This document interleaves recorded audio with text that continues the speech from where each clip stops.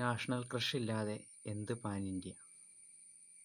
രശ്മിക മന്ദാന, അറ്റ്ലി, അല്ലു അർജുൻ ചിത്രത്തിൽ ജോയിൻ ചെയ്തു.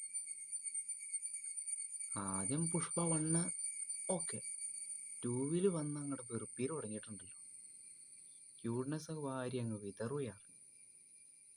എന്നാന്നറിയില്ല, ആ സിനിമ കണ്ടപ്പോൾ തന്നെ പലർക്കും അത് അക്സെപ്റ്റ് ചെയ്യാൻ പറ്റിയില്ല.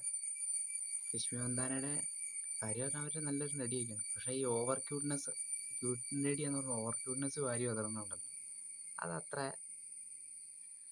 പരിപാടിയല്ല. പിന്നെ പുതിയ നാഷണൽ ക്രഷ് അത് അറ്റ്ലി ചിത്രമൊക്കെയാണെങ്കിൽ പണ്ട് കോപ്പിയടി വിവാദമുണ്ട്. അല്ലു അർജുൻ്റെ ആണെങ്കിൽ പുഷ്പ സ്റ്റൈൽ ആവോ എന്നൊരു, അല്ലു അർജുൻ്റെ കാര്യത്തിൽ ഓക്കെ, പക്ഷെ അറ്റ്ലി രശ്മിക മന്ദാന അത് വെച്ച് എനിക്ക് അത്ര രീതി തോന്നുന്നില്ല. അറ്റ്ലി പല സിനിമകളിൽ നിന്നൊക്കെ അടിച്ചു മാറ്റിയ, പക്ഷേ ഇങ്ങനെ സക്സസ്ഫുൾ ഡയറക്ടറാണ്, എടുത്ത പടം എല്ലാം ഹിറ്റാക്കിയിട്ടുള്ള ഡയറക്ടറാണ്.